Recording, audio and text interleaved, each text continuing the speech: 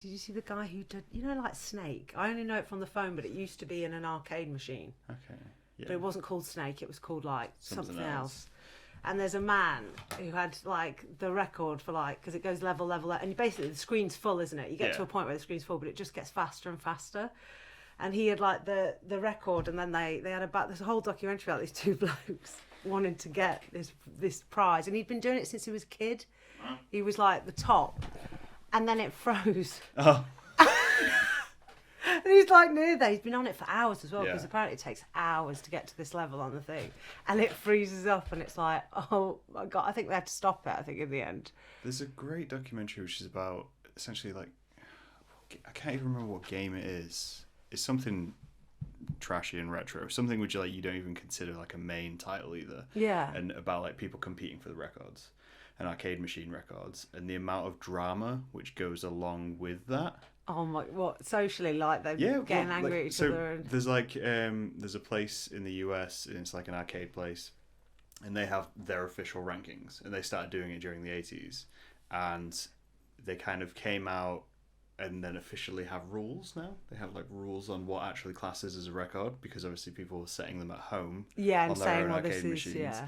And there's stuff like one guy like modified the inside of his machine, so it's course, like delays, and they have to record it and live stream it, and they do like competitive challenges at a show, and they like keep going into like how I think it might even be like something like Pac-Man, but they just like there was all these like intricate little tricks It's they'd having learn. to get so and there's to like override it all. There's like one bit where they're on about, so you get your lives, and if you die, so you lose a life, but they stack their lives, so they have like hundreds of lives, so they can take breaks.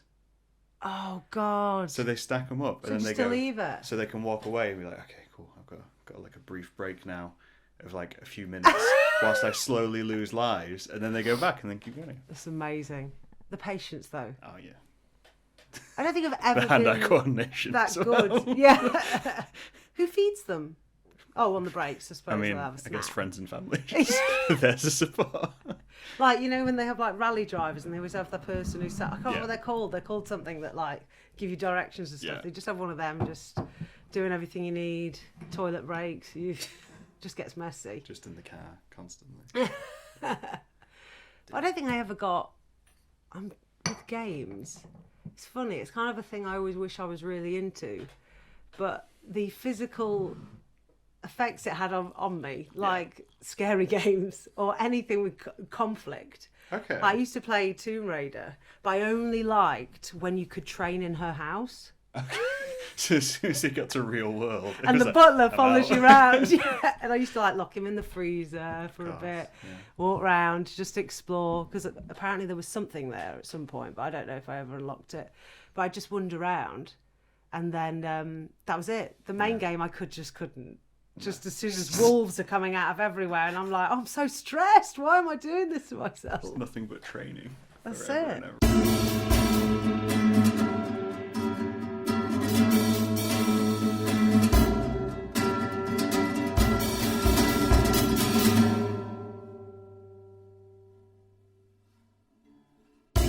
Yeah, I mean, that's essentially how I get through life. It's just random topics. But welcome to the podcast, Edie. Well, thank you so much. Thanks for the coffee. For anyone listening, can you tell them what you do? Or what your thing is? I do.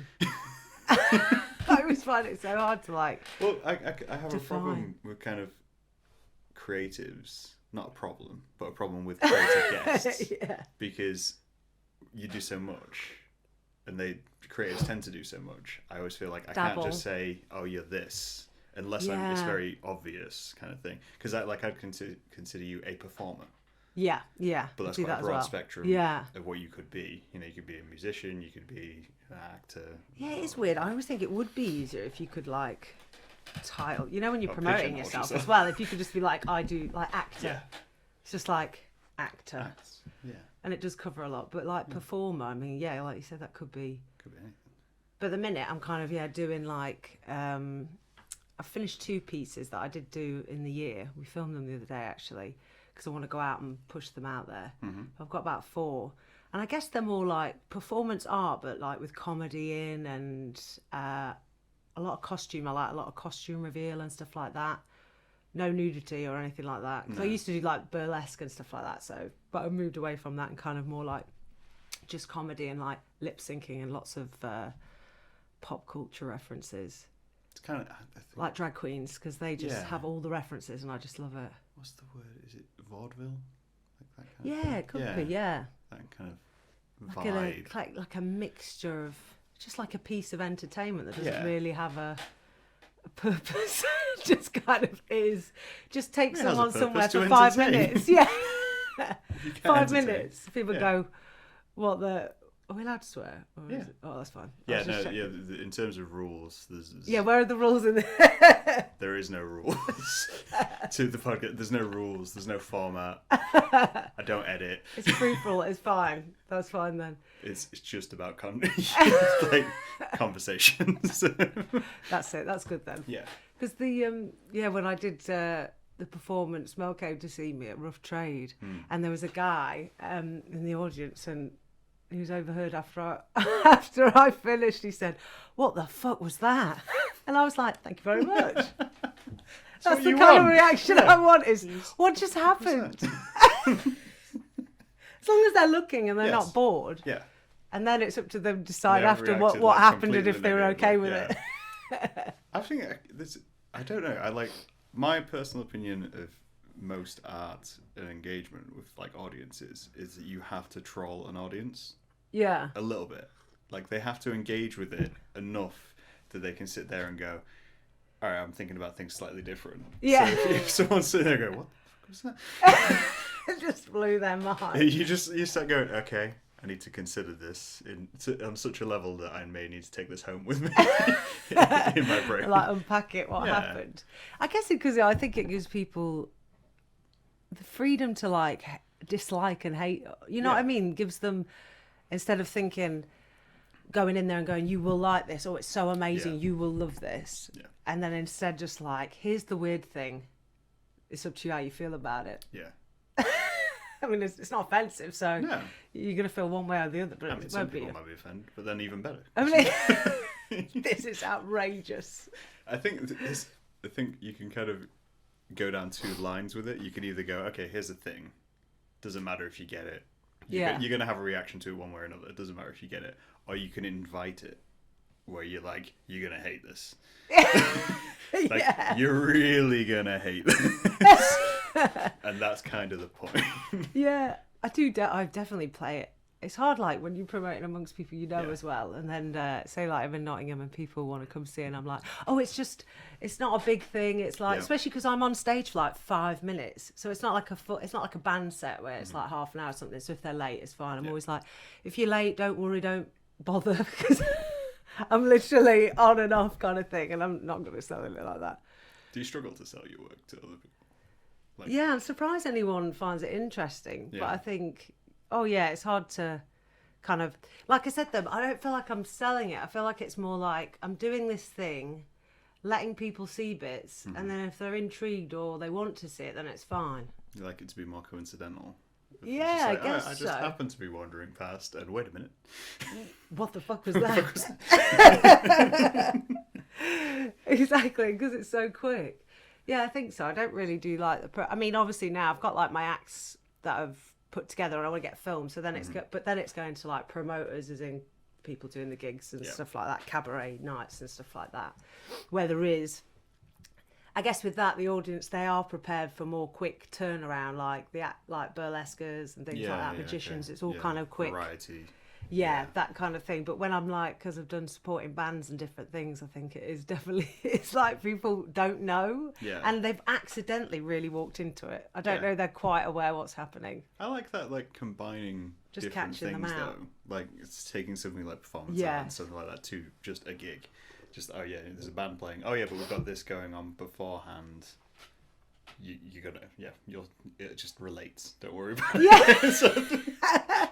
It does work though, because I guess people who catch you then would never come to like a cabaret night or a burlesque night or something like that. They'd be like, oh no, maybe not for me. But if they're coming to see a band and like kind of, and then you've got the references in the piece that I'm doing the weird thing. but it's got connections and references. Yeah. And they go, oh, I know what's happening. Oh, wow, it's over. Yeah. And then that's it. I think I went to see, what did I go see recently? So we went to a gig in Leeds to see a metal band. Oh, wow. And their performance act before them was a rapper.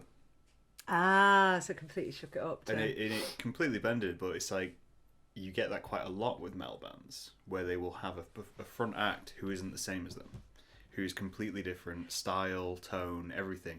And I think it's because then it means that you get a different experience. Yeah. But then also it's not overshadowing them.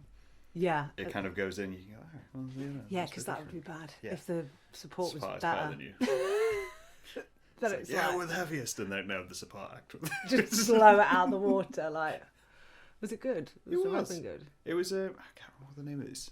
I get the name of it wrong because I accidentally Google mapped the wrong place when we went, because there's like the Cross Keys or the Key Club, and they too many keys. There's too many keys.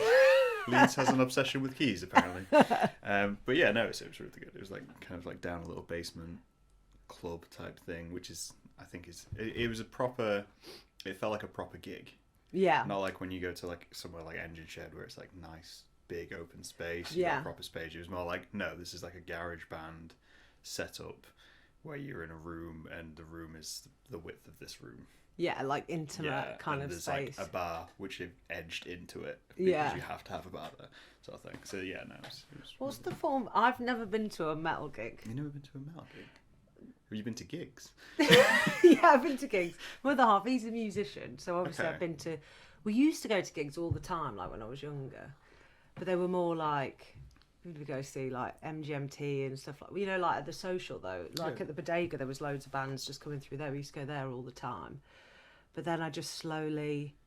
I think because I got more into like 60s music and stuff, and then I was like, and then I was looking back at all the stuff like my dad had brought me up on, and then I'm never really listened back to it, but it's always been there, and then listening back, and then I just got more into that, but then I do like loads of different genres of music, but I probably am still a little bit like more old school, like even like 90s kind of stuff still, like I like a lot of rock and things like that, and loads of different genres, but definitely probably I'm not very modern.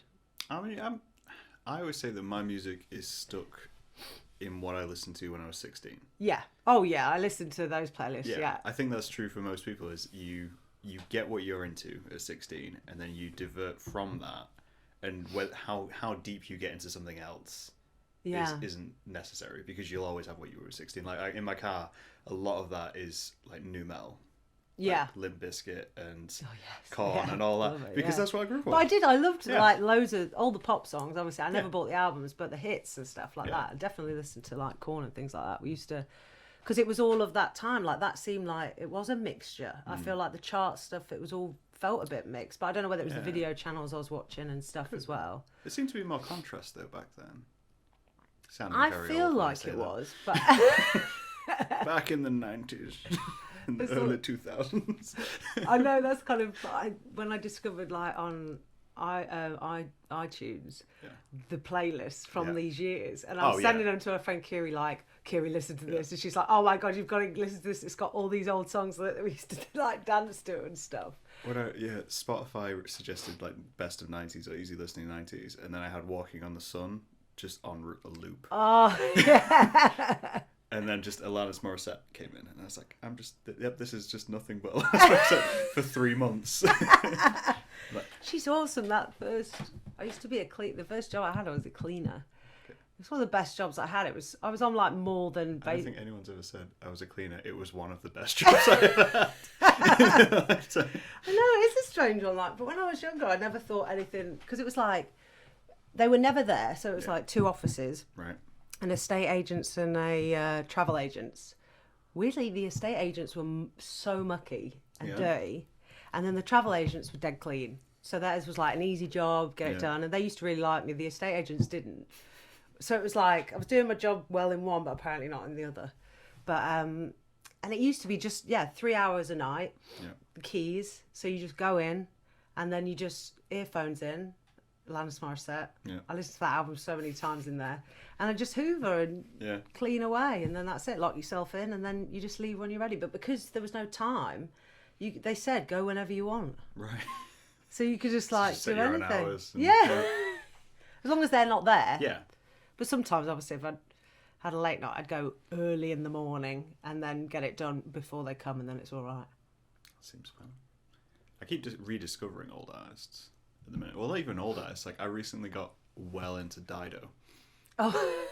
Like, I don't know how I feel. So into Dido. Like, it's kind of, I thought it was like a one-tone kind of thing. I don't know whether, maybe it's more varied than I realised. I think it was sort of the thing of like, you do, because again, you hear the hits as it is. Yeah. And then I kind of put an album on, I was like, yeah, there's a lot more to this. And obviously her voice makes it singular tone, because she has a very distinct voice. But I was just listening to all of Dido, and I was like, yeah. I've gone down this rabbit hole now. Like. Yeah. Obviously, she did the thing with Eminem, so that's where I knew her from. Yeah. My first concert was Eminem. Your first concert was Eminem? Like anyone knows me from when I was younger, obsessed. Like, my room was like just covered in Eminem posters, obsessed with Eminem. And what he played, God, I don't know how many years. I was 14 when he played Milton Keynes. All right. And Milton Keynes Bowl, so I'd never been to a gig. It was absolutely massive. I don't know if you've ever been there. No. Big open space. And my dad, begged my dad, and my dad said, okay, and he took me and my friend Jen. And it was crazy. I mean, looking back now, I think, because my dad went off in the back. Right. And then me and her stayed at the front. We're like 14. I'm like all excited and stuff. And I remember there was people taking cocaine next to us, and I was like, this is random. And then people throwing glass bottles. All of a sudden, there was just people, and this woman, she went past us. She'd been hit in the head. There was blood everywhere. I was like, what? This is weird. Painting a wonderful picture of Milton Keynes. I know. Just waiting for Eminem to come on. And then I was behind the VIP area, because I'd been there first thing, right at the front, can't go for a wee. Yeah. Obviously, wasn't drinking at that point. Yeah. And I noticed this guy come into the VIP section. I was like, sure, that's a boy from down the road. And then there was another one. I was like, he looks like someone from my school. And then I realised it was Blazing Squad. Wow. And I was like, what? And then Westwood was there as well. And I remember thinking, this is very surreal. But it was amazing. It was a really good gig. Yeah, it was insane for my first one. What album? Like, is that like a tour? Or just like the Eminem show, that one was. Okay. So is that... Yeah, that would have been the third one, wouldn't it? After Marshall and then that one.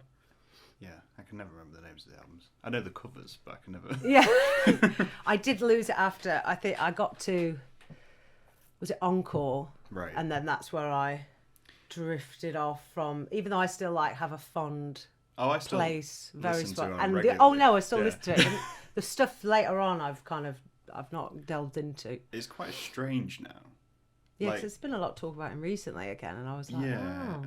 But then I found that talk really interesting, because people were so pent up about it. Yeah. So obviously it's a throwaway line to him. Yeah. It's a throwaway line. And then all it got me thinking of was back on his old tracks, when he'd have similar throwaway lines. Oh yeah, lots of them. And there's that one where he starts talking about Columbine, and they cut it off in the track because they couldn't release it and all this kind of stuff.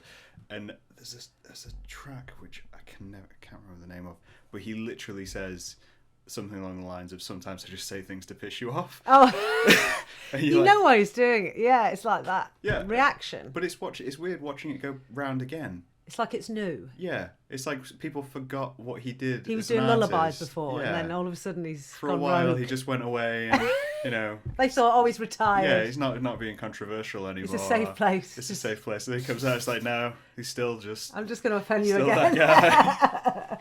It's like, sure, I'll do a few albums which are a bit uplifting, and a few singles which weren't necessarily celebrity based, and everyone's like, yeah, it's nice, and says no, it's not.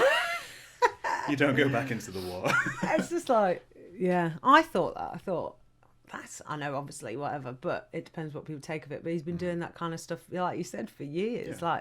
If you're going to start there, you'd have to start, people who are celebrities get their Twitter feeds and stuff brought up and whatever, from years, you wouldn't have had Twitter years, whatever they were using. Yeah. and it all comes back. Yeah, MySpace, something you said on MySpace.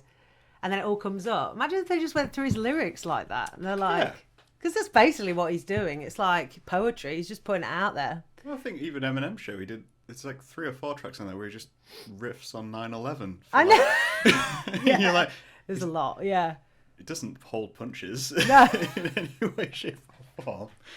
He's not bothered. No. I mean, you wouldn't be at that stage, would you? There, he's like, there. I think, I don't know if that's scary or not if you get to an artist level where you have enough money to do whatever you want.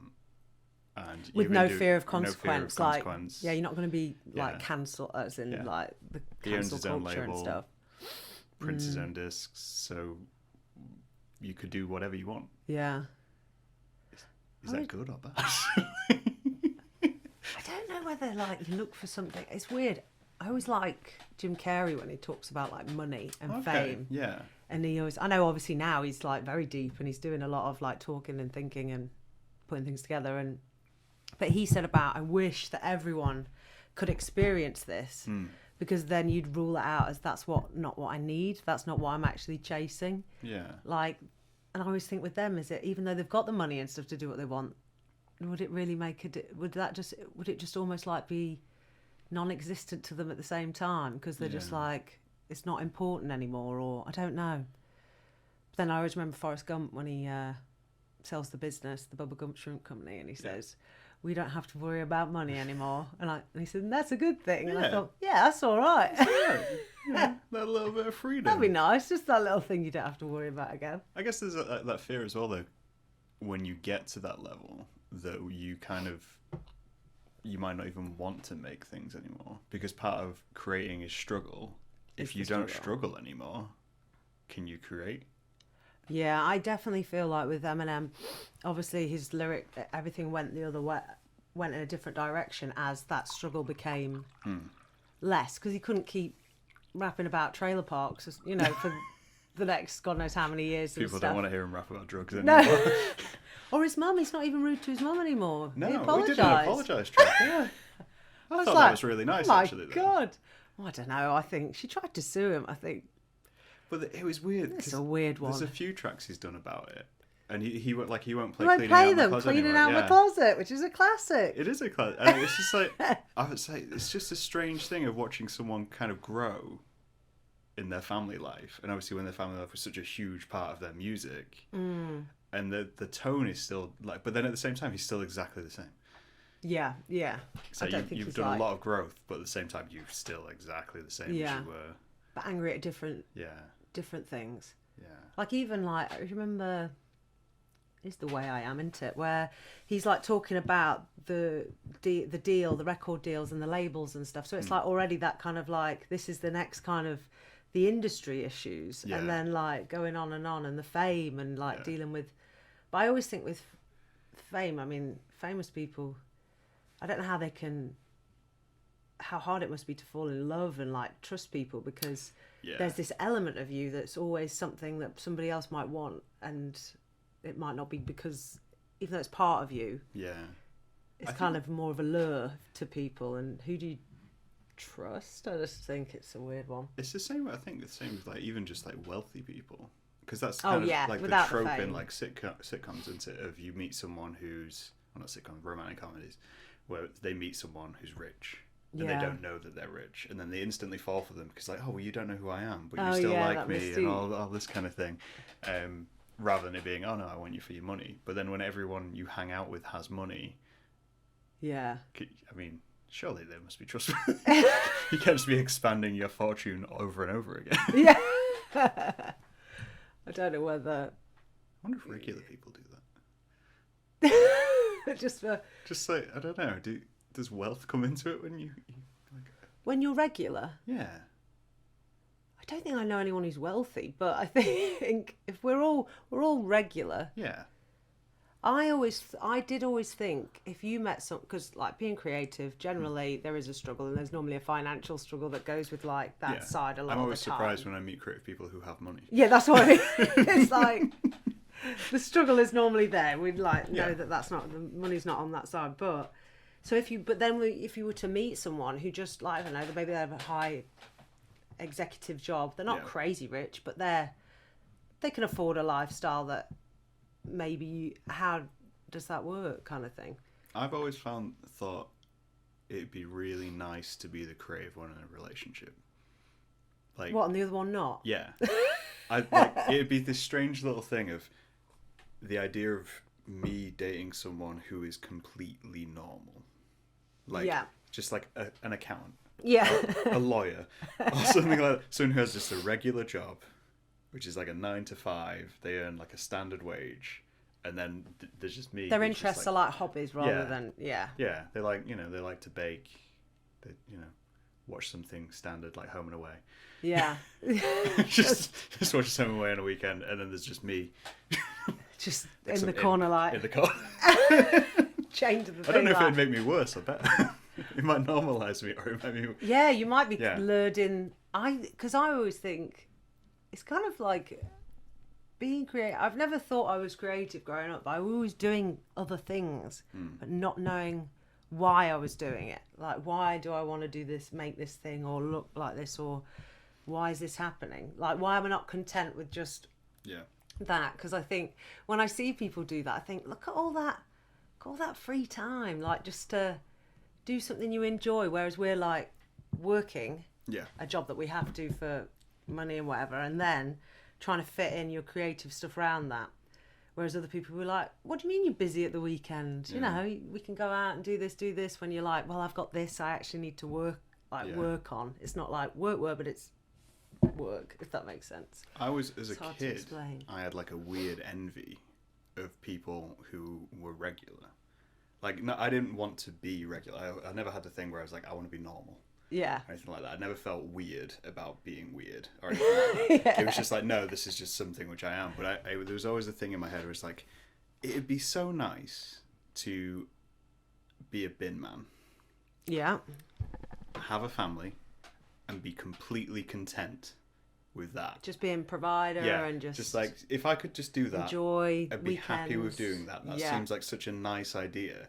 But I always know it's like, I'd never be happy. No. And I'm like, that's such a strange thing to like look at people and go, I'm envious that you can't turn this off. I know. Like, there's days where I'm just like, so it's like, no, I need to make something. I know. I need to do something. I've got this idea rolling around in my head, and just to be able to just turn off, that'd be great. Exactly. It's that like turning it off. Yeah. Because even though it's not like it's like I feel like I need to do something, but it's not like I need to do something where there's people who are like workaholics that have to, where they're like, to do something, they just go to the gym or something just because they've got to do something and it makes them feel good. Like, I'm not going to go to the gym. But it's more like, oh, I've got this weird idea. Yeah. Let's maybe write it down, maybe start it, and then maybe not complete it, and then move on to something else. Another one. But it's like, ideas, even when you like just trying not to have ideas, because there's too many that we're already working on. Yes. And the brain's like, oh, like even on the train looking out the window, and then I'm like, this is the dangerous time. Travel is the worst. It just worst starts time. coming, and you're like, no more, we haven't got time. We've got too much we're working on. Travel is, I think, the worst thing, because you're in a box for hours, nothing else to do except be there with your thoughts. And suddenly your thoughts are like, yes, we could do this and this and this, but then you also don't have access to anything because you're in a box. It's like, I you could do can't this. even see if it works or just get on with something. Can't look anything up. I've lost signal on my phone, so I can't even Google it. I have to try and hold on to this idea for 4 hours. Stay with me. Get off the bus, and then suddenly it's gone. So I used to work at Primark when I first moved here. I worked in Primark, which is crazy.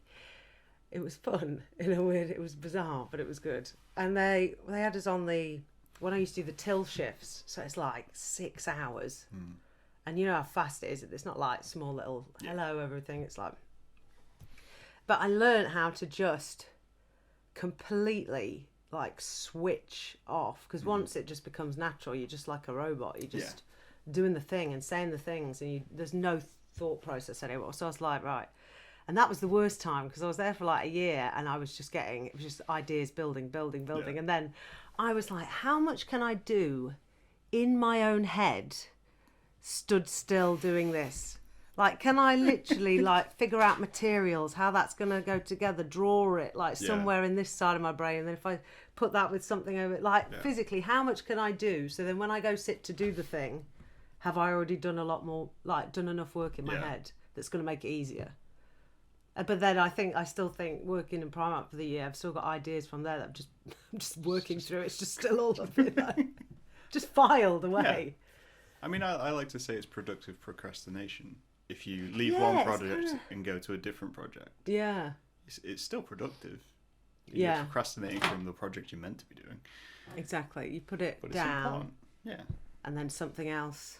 The worst is though when I'm like, I have an idea and then I start, and then it's the next step of that idea. So it's like, oh, could have elevated that. I should have really done right. Okay.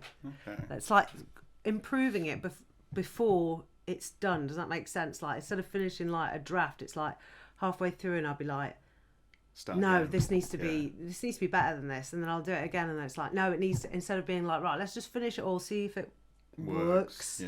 And then, which is what I've had to do with these acts. I mean, I've wanted to have 4 acts for years because I've had ideas and I've worked on stuff, but I've never got to a finished piece.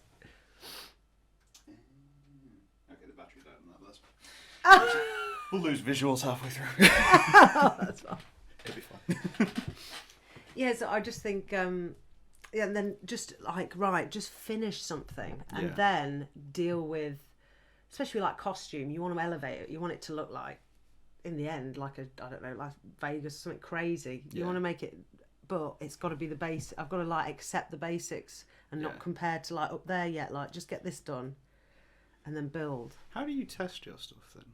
Because like, I mean, like comedians go out and obviously they trial their material, like they slide it into other stuff, and like fine artists, they'll get the visuals and then they'll show them to people as like criticism and stuff like that. But for someone who does just performance stuff, do you tweak it, or do you just go out and do it? Do you perform it to yourself? Yeah, they do. So I don't. It sounds like I get no feedback. I just go out there and do the thing that I think. Oh, I like this thing. Well, I think people will get the thing, and then go out and do it. But obviously, there's a lot of like, even when we film these things at the weekend, I'm still like, right, nah, I need to, like, it's more the functional side of it, like where I'm taking things off and then there's something else coming out. It's more like the practical side that doesn't really work. And some bits, the way when I've gone out there, how people react more to one bit to another kind of thing. And I'm thinking, oh, do I change the music to sit, like if they clap in this bit, like a comedian, I guess, but comedians then can stop. But when there's music running, it's constant. So there was a bit where people clap because they think, oh wow, but then I'm like, oh, there's more. So I need to like whether I stagger it or cut it off there or figure that one out. Because before there was a piece and it sounded like it just finished, and then I had to change that.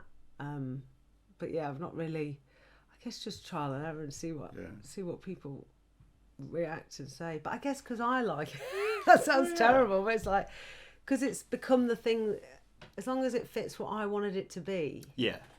I think that's better, that makes me happy.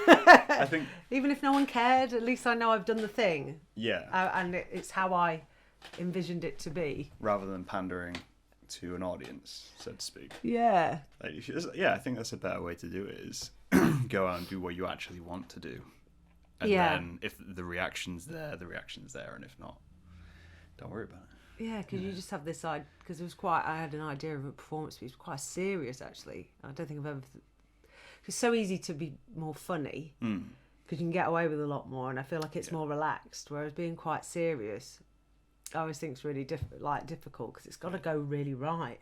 If you're setting like you got to have the right tone. Setting a tone, and because I'm quite clumsy, it's always quite a scary thing. A few moments. It's like it just goes into slapstick, and then like try and bring it back like to serious. I think that's why when I used to try and do like the burlesque stuff at first, I was in like a troupe thing. It was really fun actually, but we had a lot of routines. They weren't serious, but I guess they were more like on the slinky side, and I just like couldn't because I wasn't feeling that way, and I just felt like this, because I'm so clumsy as well, it doesn't feel natural to like, especially with dance moves and stuff, and like feel. I mean, I'm surprised like you're that. clumsy, because there's a lot of movement in, Oh my god, in I'm performance. such a klutz.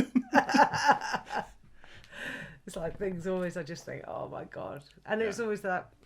I think that's what gives me the fear before, like, I go on. I've stopped wearing shoes actually because because just of anything. I just feel like I'm so clumsy, and I feel like if my feet are rooted, at least I know I can stay on my feet. Yeah. If anything happens, Feet are on the ground. I'm doing okay. if I'm in shoes, I feel like I could fall and then I'd slip or something crazy's going to happen. I feel like I'm more out of control. Yeah. So I've stopped wearing shoes, which like aesthetically doesn't look as good, but it just gives me that I know I'm safe. I don't know. Like, I think shoes and no shoes can add something. Because like I think, when I think of it, as I think of like ballet. I don't really think of them as wearing shoes, but it makes it a lot rawer. Yeah. So it's like it's more primal in a way, I guess, because you're barefoot and just paint your feet. More... to look like shoes. Yeah. Paint your feet to look like shoes. Exactly. I don't know about the heel side of it though. I can't. I don't know how that would work. I kind of want to see it work now. But I haven't noticed there are a lot of performers who don't wear shoes and people who do, and I think that was the thing when I first started doing stuff on stage. It was like, that's why I like getting older, because it kind of like finding what you're comfortable with. Like at first thinking you go into something and this is the way it's set up and this is the way that you kind of, and then you slowly learn that there's different people doing different bits like that, and it's not that actually that way. It can be this way, and then finding your own, like the no shoes. And lip syncing as well, because the first thing I ever did was like a burlesque piece, but I was like peacocks in a cage. I had like this cage on, and I did it to Arcade Fire so actually. Casually, just like just wearing a cage, just with two peacocks in just it. Just Anyway, I did it to Arcade Fire actually, one of their tracks, but I was lip syncing by accident. And I remember they were saying, you shouldn't, because of the way the performance, I don't know, the way that the show was, if you're doing burlesque, you shouldn't really be lip syncing. And I thought that was a thing. I was like, I feel awful. Like, I shouldn't have been lip syncing.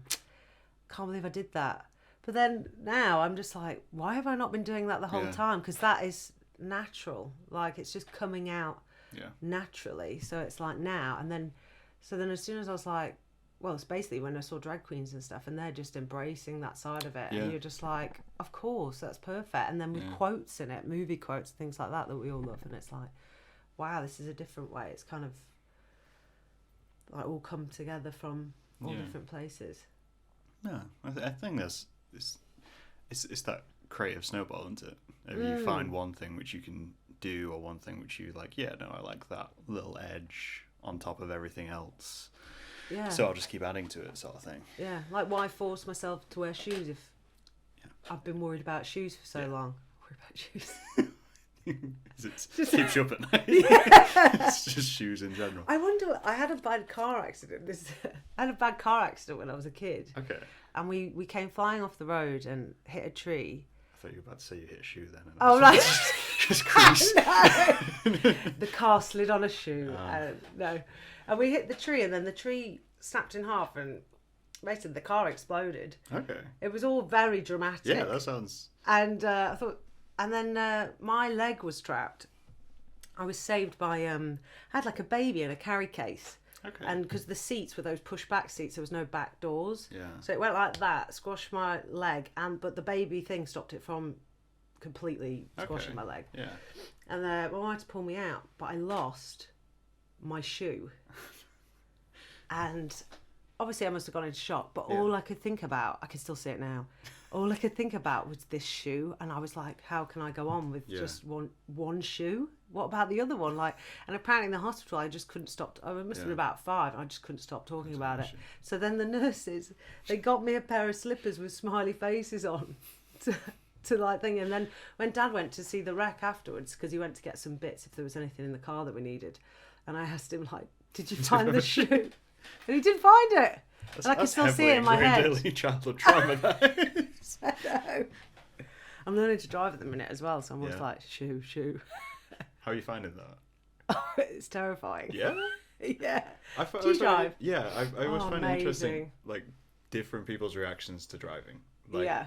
I have always been comfortable with driving. Really? I failed my test multiple times. Yeah. But I'd never had any fear. It was Yeah. never like I got into a car and was anxious about what I was doing. It was just Yeah. I made mistakes, and that's why I failed my tests. But yeah, seeing like some people get behind the wheel and it's instant. Like as soon as you're behind the wheel, nerves set in. You feel like... And I just find it fascinating. I feel like it's more of... And this is not a good thing. I have more of an outer body experience. Which is... So it's like... Maybe you shouldn't be I driving. I can't. And I said to the driving instructor the other day, and I was like, I said, okay, I know I'm in the car. You tell me I'm in the car. I'm in the car. I know I'm in the car. But I've never seen myself in a car. Right. Like I've walked around like the streets all my life and seen cars go by. I know what they look like. I know how far they are away, like where they're positioned and stuff. Yeah. But when I'm in the car, I can't believe that I'm in one of those cars. Like, I can't see it. And I said, maybe, someone could film me driving past so I know it is me doing the thing. And he was like, no one has ever asked me that before. And I was like, well... Welcome to my world. Yeah, it's like, whose reality is this? I don't know. But it's like outer body, because I've never seen this view before. I've been a passenger. Yeah. But I've never had this view. Mm. And like I can't judge how close I am. Okay. Because I've just... But when I see it from the outside, there's loads of room. Yeah. But when I'm in the car, I feel like I'm so close to everything. I'm going to say something which sounds terrible, but I feel like a lot of driving is you push the car to go where you want, and then you just assume it's going to make it. Okay. Like there becomes a level of, right, so I'm driving, like there's a thought which I have when I'm driving at like 70, 80 miles per hour.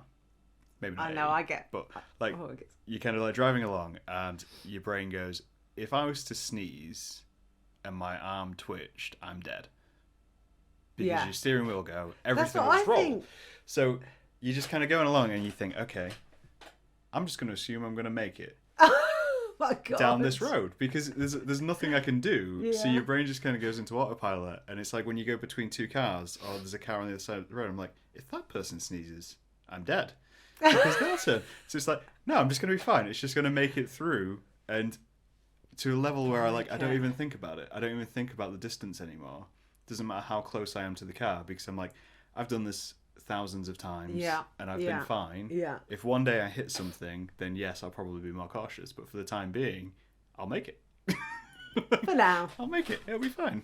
Don't worry about it. That's the weird... I've had that thought, I think, going up. Like you said, like going going fast. And he's always like, the driver instructor's like, put your foot down.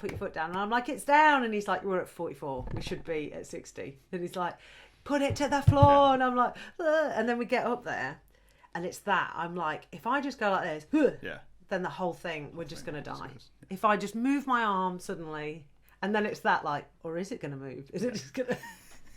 And you're just like, this is the top speeds. But he's always like, it's safer because actually it's not all wiggly and everyone's going that thing. But because you've got that speed on your side, you like. And he said, because like I couldn't go up, to me before I was struggling at like 20 miles per hour because he said you're probably so used to walking that this is fast to you. And I was like, I feel like we're out of control, like 20 miles per hour. And then I'll be going down to 15 by accident. He's like, you need to pick it up. And I'm like, we're going so fast. I feel like I can't make a decision fast enough. I think there's a level of maybe not necessarily not caring about what happens. Yeah. But just understanding that things happen just helps kind of get through that. Yeah, he says don't overthink it. Yeah. It's like driving at night.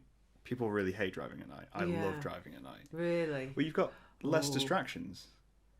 It's because nothing around, less traffic. Yeah. If something comes out, I can't control that. No. So therefore, we're just going down the road.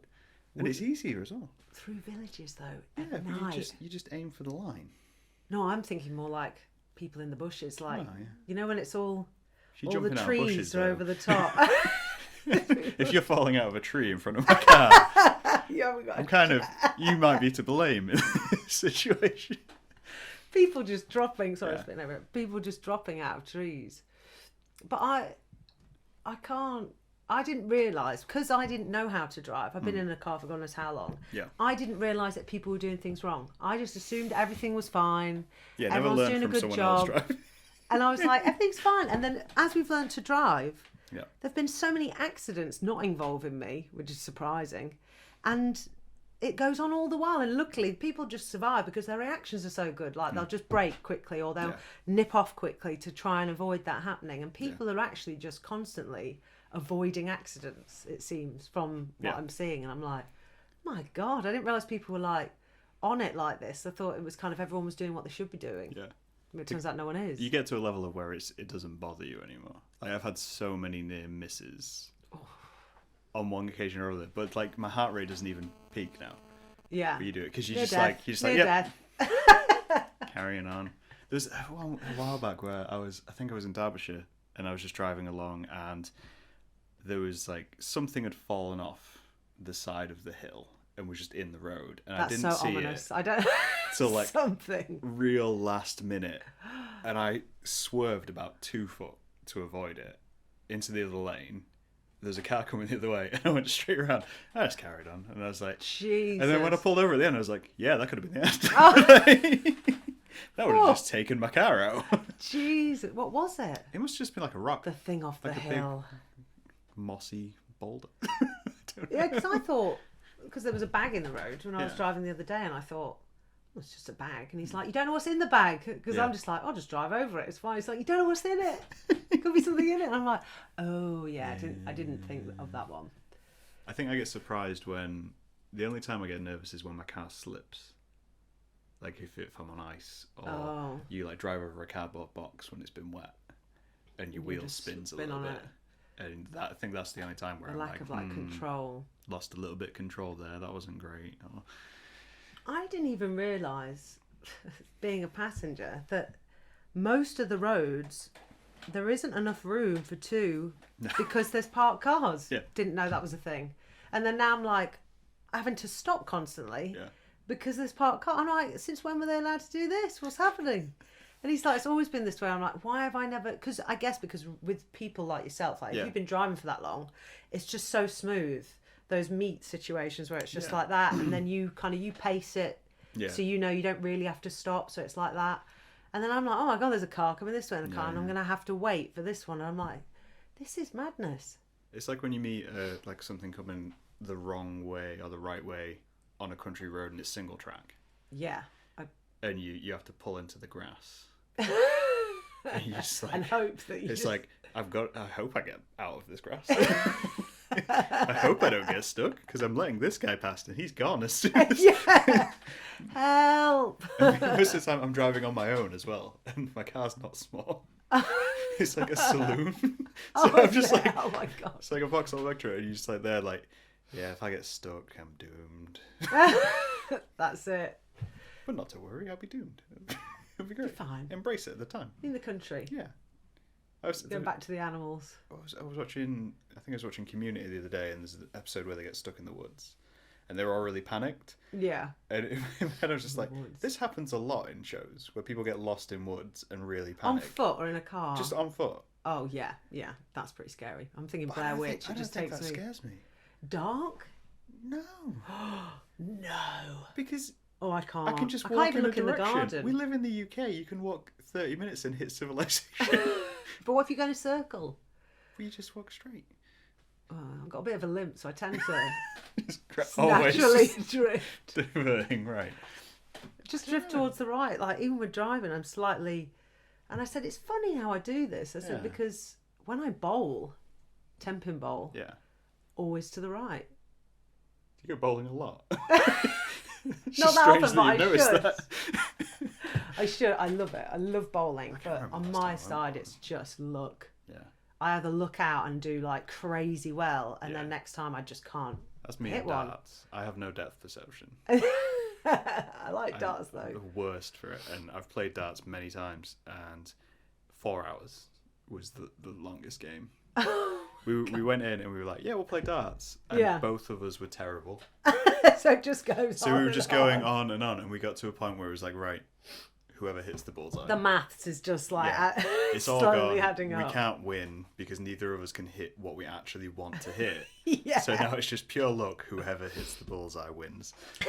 And it was so long. That's like stripping it back to basics. It's Yeah. like when I remember doing tennis in school. We thought the aim was just to keep it going between two Yeah. of you for the longest as possible. Just back and forth. Yeah, that was it. Yeah. The longer it goes back and forth, the more points you get. That should It's be like the a way it's team played. effort. It should be more of a marathon sport. It's like not scoring against each other. Just how long can we go for? Yeah, how long before Whoever someone drops accidentally hits it too far? Loses. Yeah. That's it. I didn't realise it was like a competitive thing. A lot of sports like that. I think like volleyball. It's like how much fun would that be if you just had to keep the ball up for hours? Yeah, just Like keep going. constantly. On sand, don't they? That's We what did weirds it, but me not out. on sand. Yeah. It would be out Painful. there I just remember that kind of... No. Badminton. Badminton. I've never played badminton. Really? Well, I mean, in terms of school sports, we had the options of football, rugby. Were you at a boys' school or? No. Oh. Like We mixed. were at a girls' school, so they did. They just separated the sports. Oh, so they did put boys to do things. Yeah. Yeah. But everywhere, it was strange because I always wanted to play hockey. Like Oh, it's field awful. hockey. But But yeah. it was only for girls. Which is weird because in America, like ice hockey and stuff. Well, here it's massive, isn't it? Any sort of like hockey. Yeah. But you Oh, couldn't- it's couldn't have dangerous. Yeah. It's like no sticks above the waist, no sticks above the waist. It was like, oh my god, it was just chaos. I remember because if you don't know what you're playing and you're not bothered, it's just swinging around. It's just arming teenagers. I know. At a certain Literally point. dangerous. So you're angsty, you're depressed, you're angry. Here's a wooden stick. Not Go above into the waist. field. It was awful. They used to make us do it in, I remember winter, and because we were at a girls' school, we had to wear skirts, so you weren't allowed trousers, which actually later on changed. Yeah. Thank God. But so you used to have to go out there, and I remember just being like so cold, and our field was like opposite the school, so it was across the road. So you used to just get weirdos just standing on the side, just peering in at girls playing sports. It was just like, oh my god, it was so bizarre. So creepy. The badminton was all right, but only if you play the how long can you keep it up game. I don't know how the real game goes. It's let's keep it going game. It's like squash though. Squash fascinates me. Because Just on the wall. they play against a wall. Yeah. Like it seems like squash is such a strange one because I think of it when I think of it now. I think of like middle class country clubs and like rich businessmen playing squash. Yeah. But it seems like such a poor person's game. Yeah, like against a Yeah, wall. I have a tennis racket and a ball. I'm going to play against the the wall. Yeah. And then you get really rich businessmen like, no. This is need how a you clear- squash. This is how you squash. And like, I feel like there's a lot of people on council estates who could beat you. This. Because they can do this with a stick and a rock. Do they play ping pong against? They put the table up, don't they? And they do. I think they do, practice yeah, like they that. Or I practice don't know like if that's a game itself. If that is a sport, I don't half know. sport. Because that's in Forrest Gump, isn't it? I know. We've Well, gone everything straight back goes to back Forrest to Gump. Forrest Gump. He kind of. So I find him so inspiring because he's just like. I think it's because ever since I was younger, I was like, he has such a varied life. I love He that. does, yeah. Like the way he just obviously, and he's not real, but goes from one to another thing to a weird thing to another thing, and I used to think that's amazing. Like all these careers, like in one go, and like even now I see the thing where I saw it the other day where it says like shit happens, and in the film he acts like he came up with it. Yeah. And I always think, oh, Forrest did that. I love the amount of people who watch Forrest Gump and then Google, is Forrest Gump real? Oh. Is this based on a true Is he a story? real guy? I'm just like, I'd love that to be based on a true I story. know. But sadly, we're not. Oh, we're not that blessed. It's like, yeah. So but those shots where they impose him into Yeah. things. When I was younger, I was like, how? Yeah. This is so real. Like when he's with John Lennon and stuff, and like doing this thing. And now I'm like, oh, I see it now. But then I couldn't see it at the beginning. I used to be like, how have they shot this like this? Yeah. Like, I think it was easier back then to hide stuff like that though, because we were watching on VHS. yeah. I think It's not as precise. Yeah, I think this is a lot of Like the edge, a lot of films get replayed now, and people are like, oh, they're terrible. Like the graphics are terrible. How did anyone get away Watch with this. this. Yeah. Like Jumanji is such a good example. When you were talking about your car falling thing, Yeah. I was thinking about Jumanji then. Like, that's so many people watching, oh, this is terrible. It's like, yeah, but you didn't notice because you're watching it on a grainy screen on, like, 6:4 format in some weird TV with a massive back And you're on not it. gonna... You're not going to notice that. And you're a kid. It's just all... I watched it the other day. It's not that bad, though. No? The monkeys are a bit... The monkeys are weird, yeah. But they frighten... And even though I know they don't even look real, they frighten me half to death. Just because they're so violent. Like, I'm just like... Yeah. For a kid's film, they've got guns and things. They're nuts. Gangster monkeys. I know. They don't give a shit. They're throwing knives. And then... Because the lion's pretty chilled out, to be fair. They just, like, lock him in and he's not even bothered. But a lot of that was... But with the puppetry and stuff like that, I actually think is really good. Like, with the big flowers and the vines and stuff like that is, like, amazing. But I just forget how sad it is. Yeah. And it's like, oh, it's so horrible. And they think that he's been chopped. Again, it's quite chopped up and put into the walls. And now they remade it. Have you seen the new one? No. I mean, I physically refuse to watch it. No matter how good it is, because I'm just like, it's not Jumanji. It's got Dwayne Johnson, isn't it? Yeah, it's Dwayne Johnson, Jack Black, Kevin Hart. They've all been... I can't. And, like, I like those people individually. Yeah. But I just don't care about seeing them in a Jumanji film. Robin Williams, like, is... I don't even think it'd have to be Robin Williams. Oh, I just love him. I love him. I feel like he couldn't be... I think because it has got... I feel like there's a lot more comedy and, like, Hollywoody kind of thing. It felt quite real. Well, it could have been real. Like, I feel like it had that kind of, like, edge to it. I know they did that one in space. I did watch that. They did one in space. Like, The Game. Oh, it wasn't even real. Again, like Jumanji. They make these board games, but you can't, like, buy the proper ones. Would you want to buy Jumanji? Like, oh, yeah, actually. If I opened a board game and I started hearing drums over that, I'm out. Yeah. I'm done. This will be a nice thing to keep on, like, a mantelpiece and freak people out with, but I am never rolling these things. Otherwise, you're never getting out. But the space one was like, you know, like old tin toys. Yeah. And it was like like a space launch with a little rocket, and then it kind of like builds its way up. And but then what happened was, instead of going into the game, they end up out in space, just floating. The house. Okay. Just floating, and then... I think I remember seeing a trailer for this. Things that are happening are more like spacey, so aliens or comets or other spacey things. Yeah. And it wasn't too bad. Obviously nothing. Didn't have the fear factor. Yeah. I think Jumanji was terrifying. It was. Spiders, when he's like stuck in the floor and there's like a spider coming towards his face. I mean, it's so extreme. It's like, what else can we do to them? I think with Robin Williams, there's a level of sincerity he brings to a role. Yeah. Obviously, he's very comedy, and that's why we love him. But it doesn't matter what role he was in, there was a level of he could be a real person.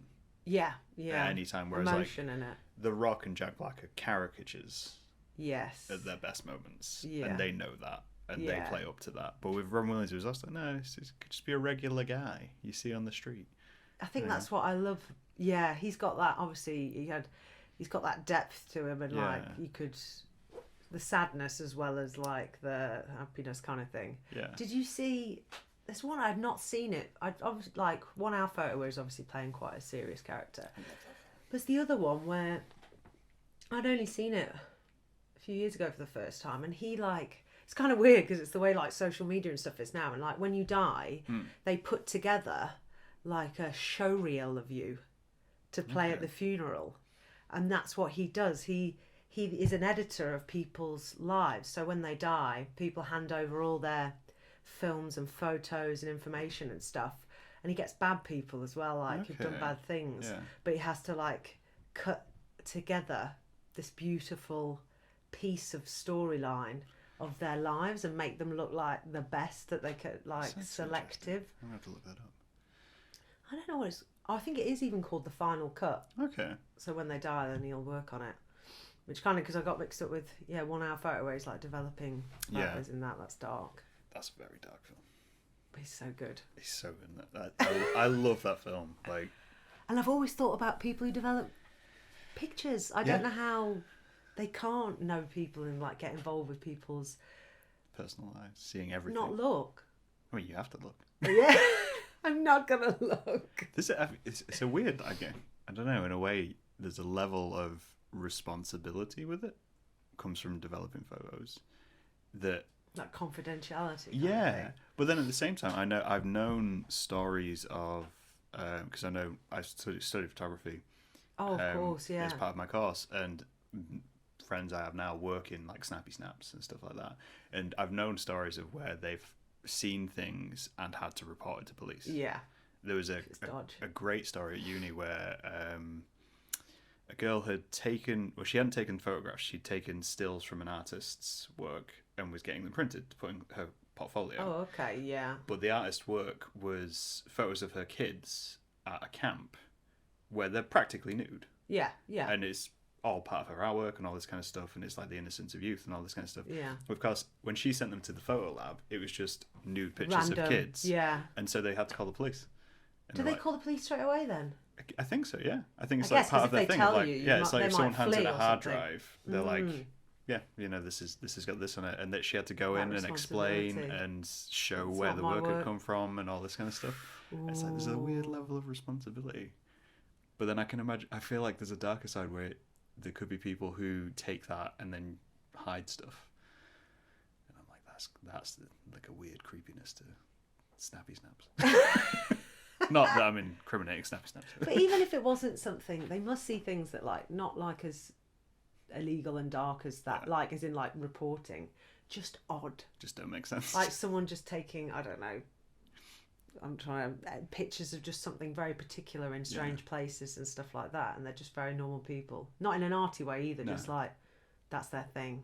When I was a kid, my mum gave me disposable cameras. Yeah. And I became obsessed with the idea that I could essentially shoot a comic book with them. Oh, right. And like do stills, and it would be stills, and then I could put them together in a thing. And so I took my action men and my toys. This is so cool. And, it's amazing. And just like posed them and put them in positions, and then took photographs of them, and they were awful. Like, the photos of them are there's no narrative in any way, shape, or form. They're just really bad photographs of figures, sort of thing. And I just like imagine like that went to a developer. Just like 20 they looked at them. It's just like there's a bunch of random photographs of action men, and in one of them it's on fire, and I don't. Because of course there was a dramatic scene. I used to take pictures of just my bed, because I had one. I remember it had like two handles though. Okay. It's like blue, had two handles, and that everything was always slightly out of frame. And then, but I used to take pictures of my room, and I think I used to say, in case anything moves, I know where it lives. And then we had them. My mum went and had them processed. They're just pictures of the shelves and pictures of just different parts of my room. Just quite like, oh, right, okay. I mean, then they probably, I don't know, they must have been expensive then, but now they're like extortionate. Call them windy windies, like instants. Yeah. We took some to New York a few years ago, and literally, I think we had about 3 or 4, and only, I think like, I'd say a third came out okay.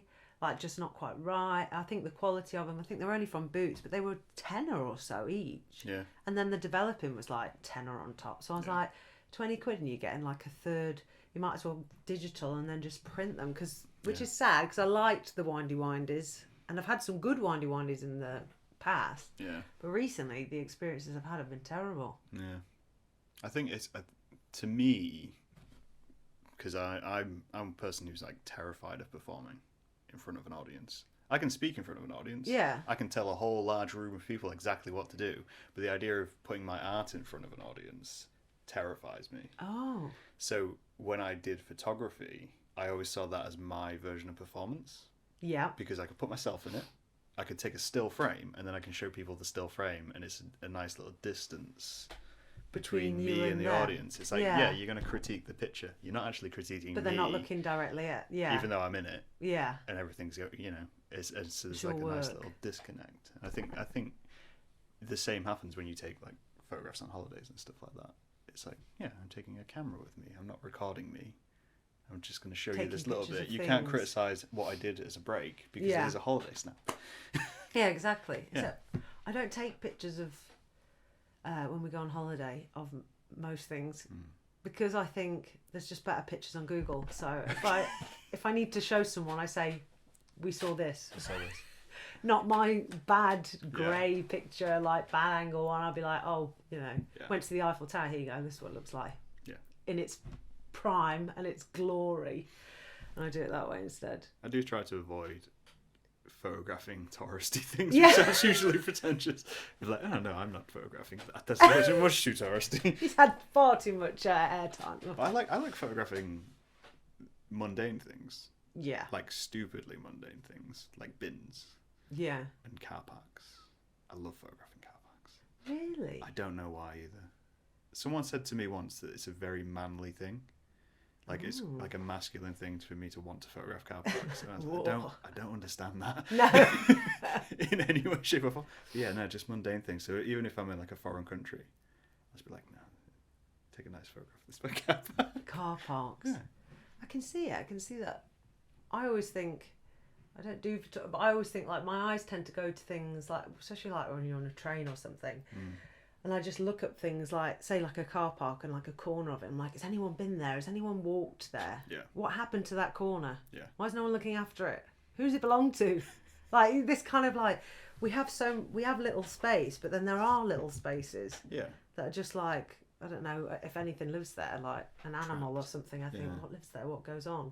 I'm going to take it back to shoes. I love seeing shoes in like wild places. Strange places. Yeah. How did that get there? Someone found my shoe and was like... Found your shoe. Someone has seen it and been like, how the fuck did this shoe... Yeah. Just by itself. Your earliest piece of performance art. So yeah. Like, what the fuck? There was at one point I used to take pictures of brollies. Okay. Like just on my phone. I started years ago. It's all a bit crazy. And I called it parapluie, which is like...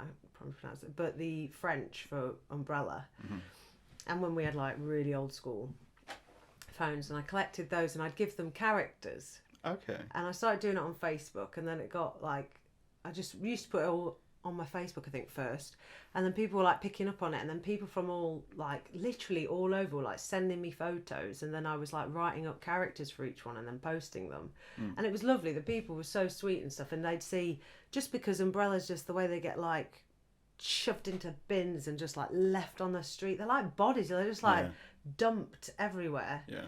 And then I managed to somehow get into I think it's the Daily Mail put me on the website for the photos of brollies. Right. So it was like, there's this girl and she does this thing, and they asked me some information and they put it up there. And I was like, this is bonkers. And then more people were contacting me, but then I couldn't really keep up with it. I was like, this is kind of strange. And then I had a woman who said that she was the first one to do it.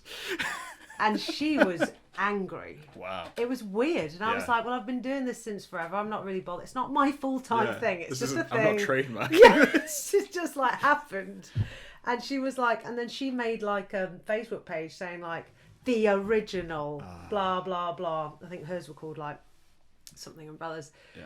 And then I've still got the Facebook page, but I haven't, and there's people still sending me stuff, but I've just kind of, I felt like, you know, when something changes, and I still collect the photos personally, but it became such work. Like I was like writing things up, and even though it's only a little thing, I just felt like creatively it wasn't coming to me anymore. Like the ideas, when I was seeing them, it wasn't really like clicking. Yeah. Whereas before I'd be like, oh, this story, I can see who this is, like what character they'd be, and then I just started losing it a bit. But still, like, thank you, it always sends me stuff. I love it. I still collect them all. Yeah. And I've got loads printed at home, like that much of just abandoned brollies. There's a bunch of brollies. A friend of mine likes to photograph, what is it? You know when you see fleeces with like dramatic wolves? With like wolves and stuff. Yeah. She loves photographing strangers with those. And where they come from. And just like, who's producing this? I know. Like, there's so many as well, and they're so different. And first off, who's buying them? Yeah. Who's producing these? Where's the demand? Yeah. Where's the demand? But then you see them everywhere. You see them everywhere. Like, it's disturbing. That's the thought. That's like your friend. If your friend's having that thought, I always have that thought about, you know, like, well, in charity, I love charity shops. Yep. But when we used to go like Skegness and stuff, and you go in these weird shops, and there's like And like we went in a charity shop. When did I go? The other day, and there was this piggy bank, but it was a pig wearing a dress laid on its side seductively, like lifting the dress up, and then it was just a piggy bank on its arm, and I was like, what machine made this? Who did this? Was there a conversation? Yeah. Did it just happen? It looked like it was obviously manufactured. Yeah. And I was like, there's a machine somewhere in this world that makes that. There's room in this world. I love something like that because you think back and you go, at some point, somebody designed this. Sexy pig. Yeah. Sexy pig bank. They were sat in their house or their work and they drew a sexy piggy bank. And they had to draw it to specification so it could go to manufacture. Yeah. And prior to that, someone went, we need a sexy pig bank. And in a way, I'm curious how long of a process this was. Yeah. Was this over years that they came up with this? Maybe this was their passion project. Yeah, Maybe they were like, this is where I'm going to make my money. You know, like we spend our time in evenings, you know, doing what we want to do. Maybe they were like, no, I want to make novelty. I want to go big with this. Because when you're manufacturing, I mean, you're wanting to get... You've got to go pretty big. You've got to go pretty big. Especially when it's like something like porcelain as well. Yeah. Or like ceramic. You're like, that's a lot of process. You can't do a small batch of sexy pig. Sexy pig bag. You've got to go out on a limb. And was it part of a collection? Was she just one of many a sexy pig bag? That's even better because then it's like someone to a graphic designer was like, we need 20 pigs. Different one. Range of emotion. And it's probably been even one of those things where it's probably just a word thrown out. It's like, no, we could have like business pig and like and clown pig and, you know, like a sexy one. But we'll get to that down the line. It's just stuck in their head of like, I could do a sexy pig. I can do sexy pig bang. Yeah. I'll do sexy pig bang. You do that one. Let's see what we come up with. And then who buys the machine when it's done? The molds. Yeah. It's like someone will own those. Can we use this again? Yeah. No. Yeah. I did a podcast with a girl called Sophia. She curates and does like art crafts things. Yeah. And she did a curation for the stonemasons. Not the stonemasons, or the masons. Not the stonemasons, the Simpsons. But like the masons. Freemasons, yeah. She did an exhibition for those. And it was basically she got access to their collection for the one in Lincoln and what other they places. Collecting? Well, just like everything they have from their history. Oh, okay. Because it was like an anniversary of something they did. And they could go through all the stuff. So it was like obviously photographs and mugs and shirts and whatever. And there was a jelly mold with the logo and the writing and all this. And she was fascinated by it. And it's one of those things where you're like, at some point, someone went, so we're having a dinner party, but we'd like the stonemasons thing emblazoned in the jelly. Yeah, branded. I want branded jelly. Branded jelly. Fits with the brand. Yes. It's all got to be that way. Got to be on brand. Got to be on brand. There's so much stuff, like especially charity shops, because people don't have ornaments and stuff anymore. I mean, I have a few, but not many. Yeah. And it's like you see all these, like all the glass, like, and people have made these things, and then now they're like almost worthless because people don't want them anymore. And you think, like you said, it's been through a process, it's been through a thing, and then now they're just all, you know, like the crying onion jars and stuff. Just I love stuff like that. No. I just love looking. Just like, this is amazing that we got to this level of needing this in our lives, apparently. And someone said, that's it. We found once, and I wish I'd bought it. It was like a baby mobile. Okay. But with pictures. And normally like they're all colourful and stuff like that. But it was like hypnotic symbols, like swirls, black and white swirls, and like black and white shapes and stuff. Like for hypno babies, like it was incredible, and I was like, took a picture of it and stuff, and then I was like, God, I should have I bet it was like £1. Yeah. It would have just done me well. Just at night, just myself, just looking. Gradually drifting. Yeah. I mean, if you're laying a baby down every night and it's staring at one thing, I mean, it's going to do something to it, surely. I mean, that's meant to be better for babies.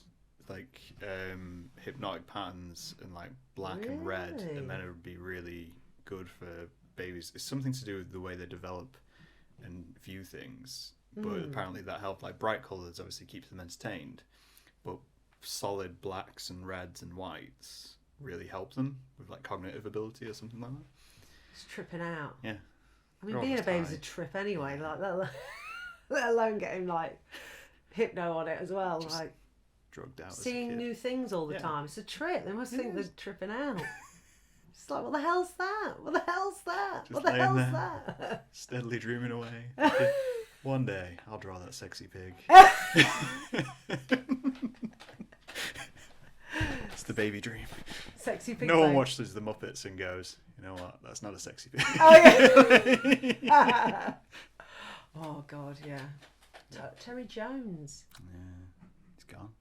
I feel like it's like the beginning of something that I don't want to know about. Like with that group of people, I think Yeah, but then I think they're that also iconic. it's strange though, because I think for like people of our generation, we see this as like a tragic thing because we grew up with those. Yeah. Those are the icons of comedy. But for people younger than us, they just assume they're already dead. Yeah. They're There's like, that. who's Terry Jones? Isn't he? And it's like, oh, he's that guy from that thing, which they I definitely just weren't. assumed he's dead. Like, because we did as kids, you watch if I saw like Bruce Forsyth on Yeah. something, and I watched like Singing in the Rain, and I'd seen something and seen them, I'd be like, I assume that person is dead because this film must be ancient. Because when you're younger Yeah. as well, you see people as like way older than they probably And then you really see a are news as report, well. and they're like, oh yeah, this person from such and such day. And you're like, oh, they were still alive. Life didn't end after that film. Yeah, Mr. Toad. That probably if most people would know, wouldn't they? Younger people, Mr. Toad. Mr. Toad is probably, They played that. I'm just happy Terry Gilliam's still alive. He's the only one I really know. care about. Oh, that's it. You're like ruling all that out. I mean, Michael Palin as well. Like, I think he's but yeah, Terry Gilliam. As long as he's still around, I'm okay because he's still gonna make films. It's good. And It's good. That's the bit I care about. Michael Palin was like, I remember I was at a girls' sleepover and I must have been, I don't know, 10, 9. Yeah. And they were all like talking about who they fancied, especially boy bands. Like they were massive at the time. I think it was like Take That and stuff. Yeah. And I told them that I fancied Michael Palin, and everyone laughed at me. But he And I was was seen as the like, pretty boy though. And I was like, but he's so funny. Even though I was like a kid, and he's like this old man. But I was like, he's so nice and funny. Yeah. Why But wouldn't you? He was meant to be like the pretty one of the group.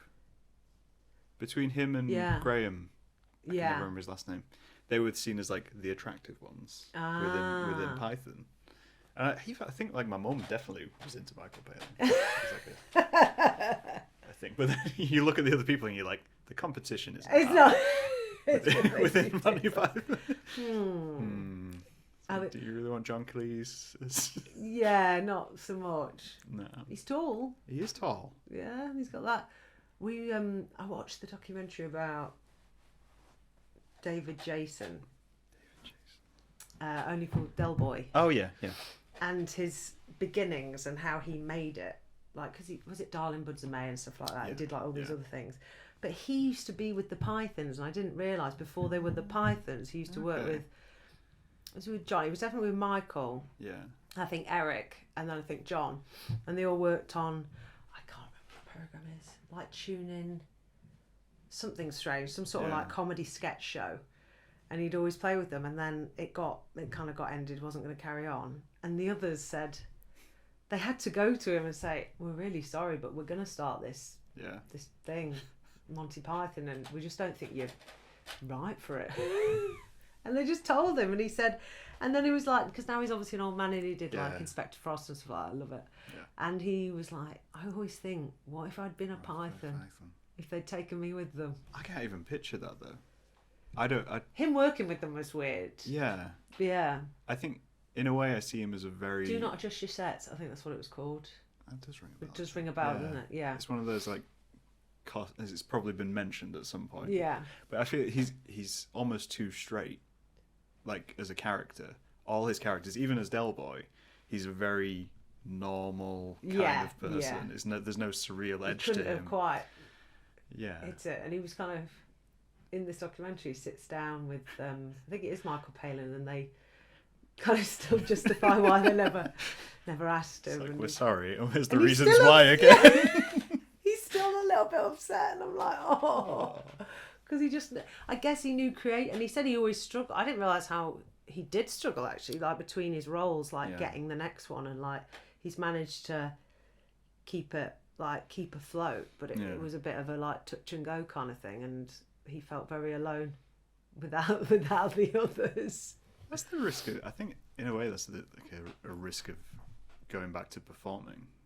You know, you do, there's the level of putting yourself out there. So if other performers reject you, that's got to be a huge kick to you. You're not, because it's always that thing of like, it's not necessarily because you're not good enough, it's just different. Yeah, it's just not right fit for what they're, and I think it's hard to like remember that a lot of the time, because it'd just be like, oh no, being rejected, but really like if he'd not done that, then he wouldn't have gone on to do Del Boy and stuff like that. It's just like, I love Del Boy. See, I can't stand it. No way, really? It's one of those shows where I watch it and I don't know if it's the references, I don't know if it's just the setup and maybe the accents. Yeah. It's just not my cup of tea. And when we were younger and people really loved it, like you'd get kids who are like, oh no, it's the funniest thing ever. I'm just like, I don't get it. I just don't get it. Yeah. Like, yeah. It's not there for me. Like I will happily watch Fawlty Towers, Blackadder, all of that, which are all love classics. all of those things, but Only Fools and Horses I just don't get. I mean, I love Open All Hours. You know, I'll watch that. The two Ronnies, you know. But it's just. But I think I'm the same with, what was it? The first thing I couldn't ever get my head around was like people watch like The Office and stuff, Ricky Gervais's stuff. I couldn't for a while, like. And it's weird because people are like, this is so funny, and I'm like, I just. Yeah. No idea, but I'm just not. Or Alan Partridge. I think because I used to take it too seriously, and I'd be like, "No, I'm not." I get Alan Partridge now though, but it was like tuning in. Yeah. At first, I was kind like, of gotta adjust slightly. "Is how this kind of it. trying to be real?" And then it's like that's the irony of it. He's trying to pretend, and I was like, oh, "This is confusing." And then I was like, "Oh, I get it now." Yeah. But then there'll have been performers who will have gone out and been like, "This is what I do. You accept it or not." That's it. You're the audience now. You're sat there going, "What the fuck?" They're like, why does he do this? Why would you do this on stage? I love watching Johnny Vegas do interviews. I've not really seen much of him actually. His stand-up was a lot of shock. Yeah. He did grotesque things in stand-up, and that was the character he built. And then you watch him do just like standard interviews and go around and do things, and he's just the sweetest man in the world. Like he when he was at college, he did pottery. He loves ceramics and stuff like that, and he's got like an arts degree in ceramics and something like that. It's completely out there. That's and so then cool. But then you watch him on a show and he's like downing all the food he can, because he's like, no, because I know this is going to make you go, what the fuck, and therefore I'm getting a reaction out of you. It's funny, and it goes on and on. Yeah. And you just watch the process in his head where you just like, he's going to do something odd. Is he on telly regularly then? I didn't even know. Regularly. He does a lot of like panel stuff now. Yeah. He's not so much. I always think that's a good gig. I always think that must be great, because it's not like a full focus on you as a comedian. You get that, the way they can just share it out. But then I always think that's strange, because it's like you're waiting for your turn. Oh yeah, you've got to get like your you're time sitting in. on the sidelines and you're just like going.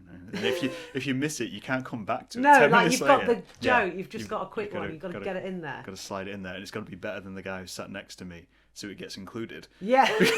Because there was Nevermind the Buzzcocks. Yeah. When I'd watch that, and then you'd watch outtakes from that, and you realise they record for like 3-4 hours. Really? I bet there's a lot. And a lot of it's just cut. Yeah, just all the best bits. This is an edited version, yeah. And you're like, that's insane. Because there's a lot of just like non-funny bits, just like in between. Just in between moments, things being set up.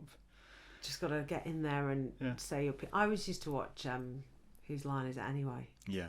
It's amazing, and that was very, because it's improv as well. Like you have to like get in there and like do things. Chaotic, but I loved it. Again, that's terrifying to me. The idea of I used to love it. Yeah. I was talking to my friend the other day. I did drama with her, and we did really well, but always improv. Yeah. I could never do scripted, which is weird. I think because it's so, I'm remembering and stuff. Whereas improv, it just kind of happens. If you get the right key, something's going right, then you think, I'll just. Yeah. Not now though. I don't think I could just. I suppose I improvise. kind of do that sometimes. I think I'm kind of improvising. I always say, like, when we were filming it, my acts, I was like, they do slightly change every time. Yeah. Like, because I'm just like improvising bits, because maybe I've gone a bit fast, a bit slow, and whatever. Yeah. But I do like improv because no one would know if you were wrong or you're right. And but now I couldn't. Thinking about like a dramatics group and having to stand, you know, when they do turns and I feel sick. Yeah. And I'm like, I might die before you even get to me. I don't know what's going to happen. No, yeah. I think, like, again, like, it comes back to that kind of audience interaction. I don't know if it's better to know that it's improv, that what you're seeing, or whether you need to think that it's scripted. Because I love the idea of seeing improv and thinking this could be scripted. If you wrote something which was so well written that it came across as improvisation, I think it's so well put together. And then the audience they'd have no idea. That's it. They always because they always say no one, like, if something goes wrong in an act or something, then they always say the audience don't know. Yeah. As long as you don't react. Like, oh my God, something's gone wrong. You just kind of like, oops. And then you just kind of like go with it. But then in my head, I think in most humans, you think everything's magnified. Like, this bit got slightly caught when I pulled it off. Yeah. That's in my head, like, that's just happened. And then everyone's like, what? Yeah.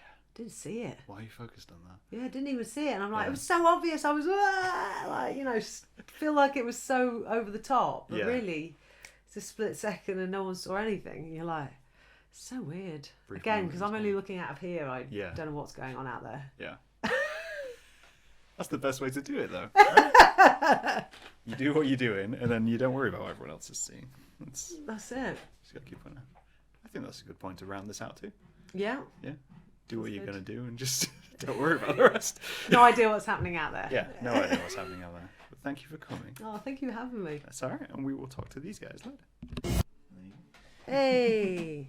Perfect.